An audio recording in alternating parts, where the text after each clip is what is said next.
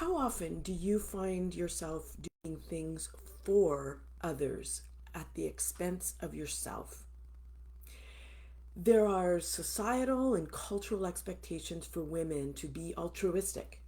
The unselfish regard or devotion to the welfare of others is sort of the definition. And as women, we have gained societal purchase and power by agreeing to these expectations. And herein lies the tough message. We're reinforcing this. I know, that's a tough message. But hang in here with me. We've gained accolades and praise for this behavior, and it takes a huge toll on us personally.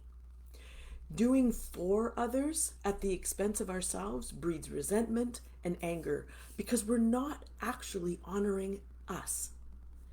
We consistently set aside ourselves, our own needs, dreams, and desires to be seen as a good person, nice, industrious, a good leader, a great mom.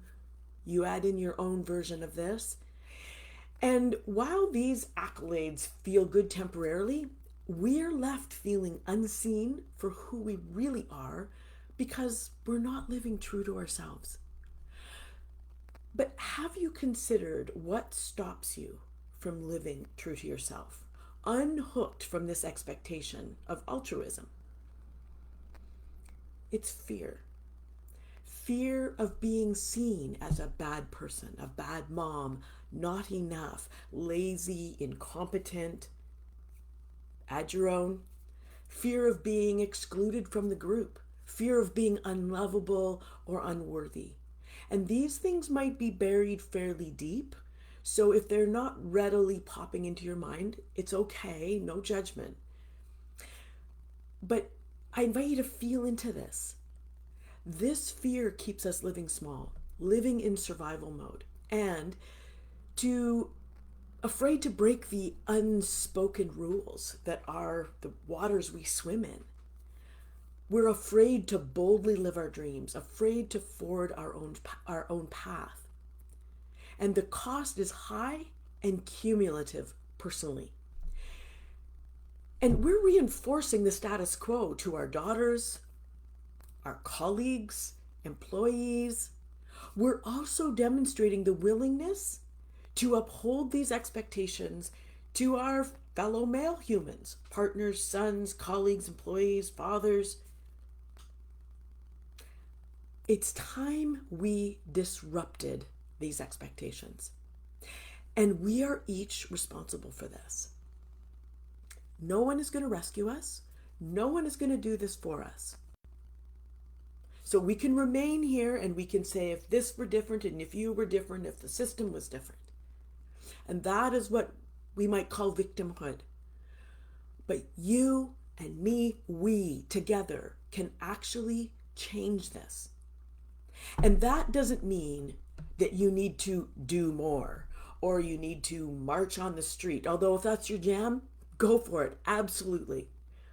It doesn't mean to get defensive and step into conflict. It doesn't mean to armor up. What it does mean is you get to be you, all of you, to show and express your tender heart, your compassion and care, to speak your truth unapologetically, claim your boundaries and borders. Consider if your truth is a yes or a no. Take time to decide. Change your mind. Make mistakes. Apologize and make amends. Follow your dreams and desires.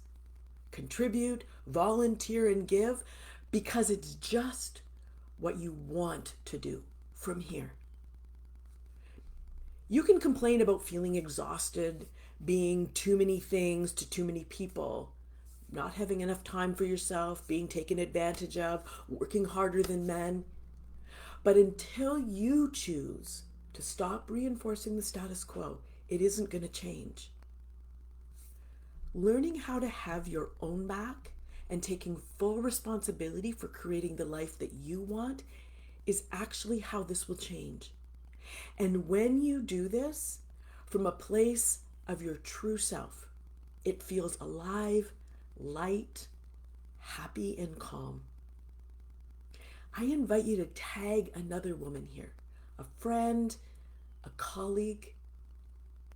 When we honor ourselves first, it spins this wheel the other way, and collectively living from our truth, the truth of who we are, is what spins this wheel the other way.